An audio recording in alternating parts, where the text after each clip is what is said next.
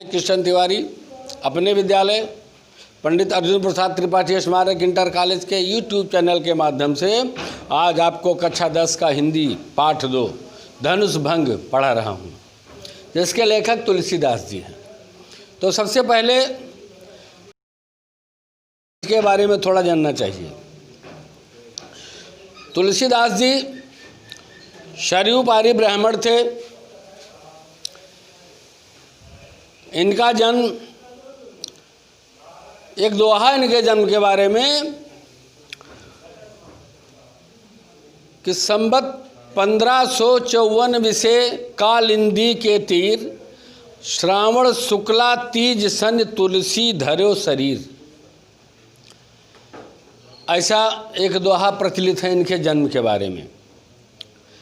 इनके पिता का नाम पंडित आत्माराम दुबे था, इनकी माता का नाम हुलसी था। इनका जब जन्म हुआ तो पूरे 12 महीने के बाद, ये 12 महीने तक गर्भ में थे। 12 महीने के बाद में इनका जन्म हुआ, और जब इनका जन्म हुआ तो इनके मुख में दांत मौजूद थे। बच्चे जब पैदा होते तो रोते हैं, और जब ये पैदा हुए तो ये राम राम कहते हुए पैदा हुए, इसलिए इनका एक नाम राम बोला भी पड़ा।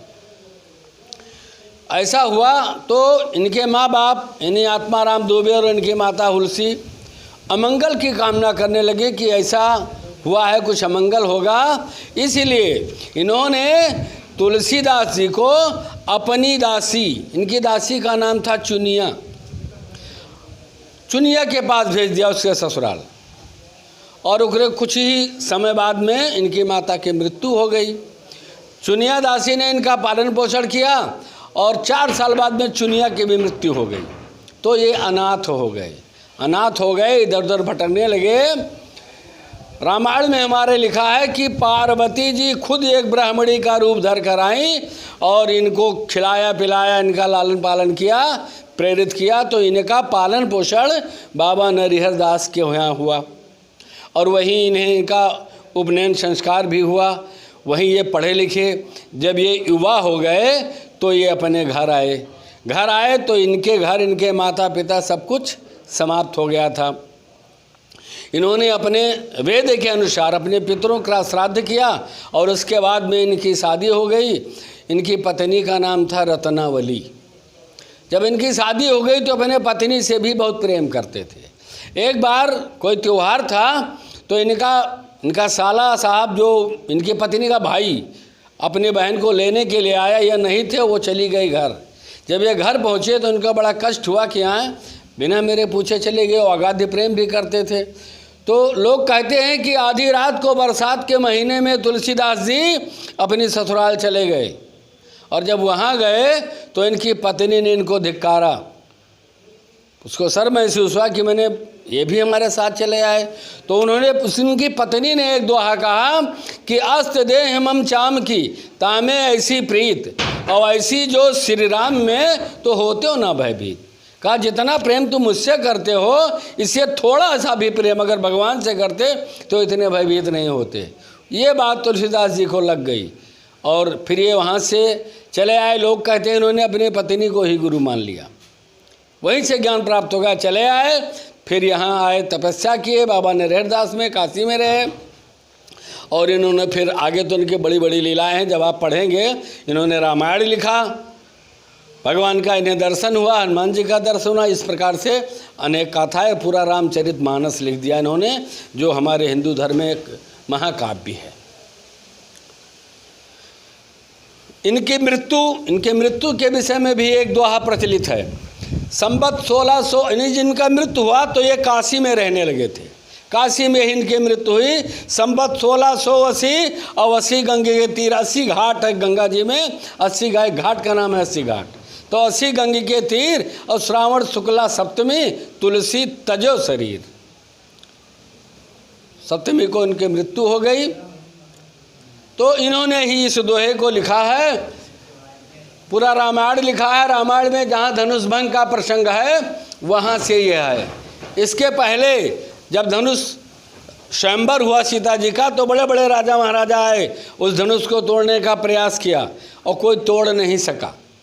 तोड़ नहीं सका, तो राजा जनक जी बहुत उदास हो गए और उन्होंने कहा कि भाई मुझको ऐसा एहसास हो गया ये पृथ्वी वीरों से खाली है। और ये बात लक्ष्मण जी को पसंद नहीं आई, तो वो नाराज हो गए और उन्होंने कहा कि रघुवीर राम जी के होते अनुचित वाणी कह डाली है, ये शब्द वज्र से लगते हैं, पृथ्वी वीरों से खाली है। ऐसा उन्होंने कहा। बहुत बड़ा संवाद है राधे श्याम रामायण में है ये।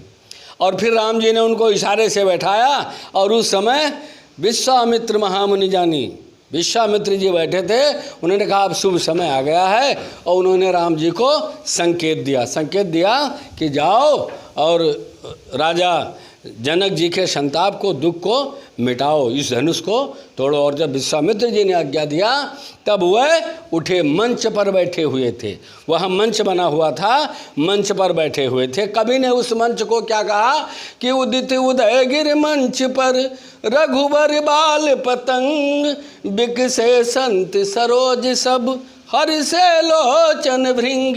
उदित उदय गिर मंच पर, उस मंच को उदित उदयगिर, उदयगिर एक पर्वत है, उस पर्वत की संज्ञा दिया कि वो मंच पर्वत के समान। भगवान राम जब खड़े हुए उस मंच पर तो कैसे प्रतीत हुए? रघुबर बाल पतंग, रघुवीर राम जी बाल सूर्य के रूप में। उपमा दिया यहाँ बताया कवि ने कि जब भगवान सूर्य उदय होते हैं तो उनका सबसे पहला प्रकाश पर्वत पर आता है और उस समय की जो शोभा होती है बहुत अद्वितीय होती, बहुत ही सुंदर होती है, शोभायमान होती है। और जब भगवान सूर्य उदय होते हैं तो क्या होता है? कमल का फूल, सारे पुष्प खिल जाते हैं। यहाँ बताया कि जब भगवान मंच पर खड़े हुए तो उस समय ऐसा प्रतीत हुआ मानो उदयाचल पर्वत के पास में भगवान सूर्य का उदय हो रहा है, अर्थात राम जी को बाल सूर्य कहा।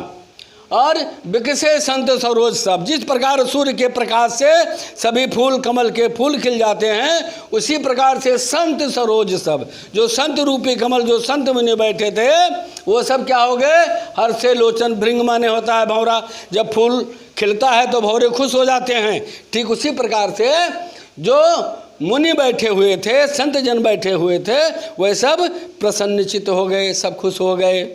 और जब भगवान राम मन से उतरे, स्वयंवर के पास, धनुष के पास आए, तो क्या कहा? फिर देखो, नृपन केर आशा निसिनासी और बचन नखत अवली न प्रकाशी।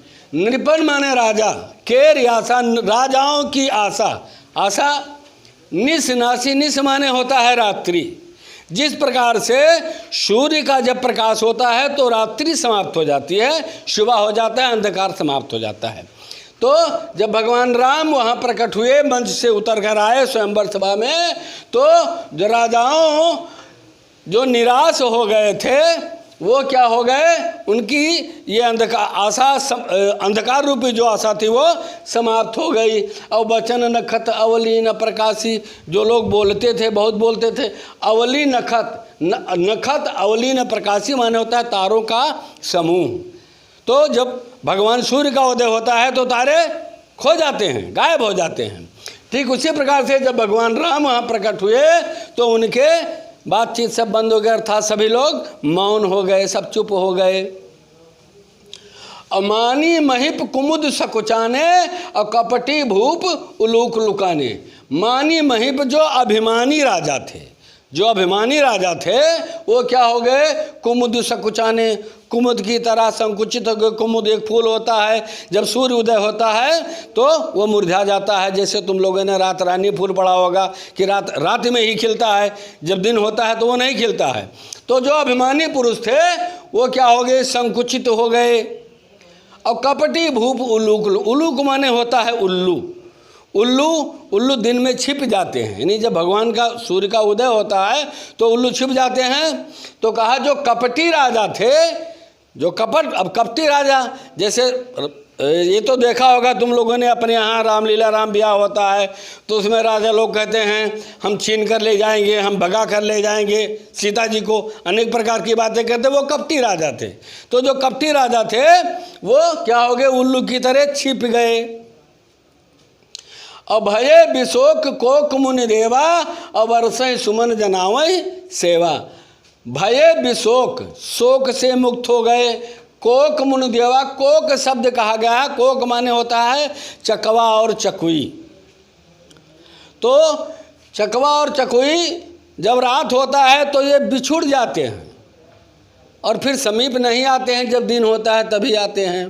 तो ठीक उसी प्रकार से कहा कि ये मुनि देवा, मुनि माने मुनि जो संत जन थे, देवा माने देवता। मुनि और देवता जो बहुत संकुचित बैठे हुए थे, बिछड़े हुए बैठे हुए थे, जब भगवान राम प्रकट हुए तो उन्होंने कहा कि अब तो सीता जी का विवाह तय है, अब तो राम जी धनुष को तोड़ेंगे। और तब वो प्रफुल्लित हो गए तो क्या किया कि वर्षा ही सुमन और जनाम ही सेवा। वर्षा ही सुमन, सुमन माने फूल, वर्षा अर्थात फूलों की वर्षा करने लगे। और जनावै सेवा, सेवा माने सेवा भाव, पूजा अर्चना कुछ भी कह लीजिए, अर्थात वो फूल वर्षा करके प्रसन्नता प्रकट कर रहे हैं, उनकी सेवा कर रहे हैं भगवान राम की। फिर गुर पद वंद सहित अनुरागा और राम मुनि सन आयुष मांगा। गुर पद वंद, गुरु जी विश्वामित्र जी बैठे थे तो क्या किया, बंद माने वंदना किया, गुरु के पाँव की वंदना किया, चरण स्पर्श किया। और अनुरागा, अनुरागा माने प्रेम सहित, प्रेम पूर्वक। राम जी ने प्रेम पूर्वक विश्वामित्र जी के चरणों में वंदना किया। और इसके बाद में मुनि निसन, जो भी संत जन वहाँ बैठे थे सबसे आज्ञा मांगा कि भाई हमको आदेश दीजिए, हमको बताइए, हम जा रहे हैं धनुष तोड़ने, मुझको आज्ञा चाहिए। और जब सभी लोगों ने मतलब आदेश दे दिया, चले तो किस प्रकार से चले, सहज ही चले। सकल जग स्वामी, सकल माने संसार, सकल माने पूरा तीनों लोग, जग माने संसार, तीनों लोग, सकल जग तीनों लोग, जो तीनों लोक के मालिक हो, स्वामी माने मालिक, जो तीनों लोक के मालिक हो, वो किस प्रकार से चले, सहज ही चले, सरल ढंग से चले। सरल ढंग से, जैसे सामान्य चाल चला जाता है। जैसे कुछ लोग हमारे डर के चलते हैं तो उनके पाँव पीछे आ जाते हैं, कुछ इतने उतावल हो जाते हैं कि बहुत जल्दी जल्दी चलते हैं, बहुत जल्दी रहते, लेकिन वो सहज ढंग से, सामान्य ढंग से चले। किस प्रकार से, अब कहा कि मत मंजुबर कुंजरगामी। हाथी मतवाला होता, कहता है हाथी जाती है, कुत्ते भौंकते रहते हैं, कुत्ते भौंकते रहे, हाथी अपने चाल से। जैसे मतवाले, जंगल के मतवाले हाथी के समान, भगवान श्री राम सहज रूप से ही मन से उतरते हैं और वो जहाँ है धनुष वहाँ उस तरफ चले आते हैं। और जब वहाँ से चले तो उस समय सभी लोग बैठे थे महलों पे, रानी सुनैना भी बैठी हुई थी। जब सुनैना ने देखा कि राम जी धनुष तोड़ने जाते हैं तो उनको बड़ा तकलीफ हुआ।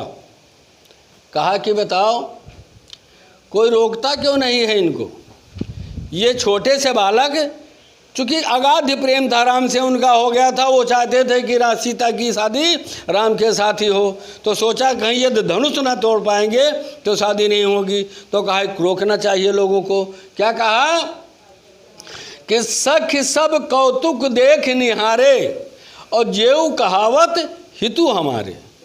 कहा जो हमारे हितैषी कहलाते हैं, जो हमारे हितैषी हैं, का और सबको तो तमाशा देखना चाहिए। सख सब कौतुक देख निहारे, सब तमाशा देख रहे हैं, लेकिन जो हमारे हितैषी हैं वो भी तमाशा देख रहे हैं, उनको तो तमाशा नहीं देखना चाहिए।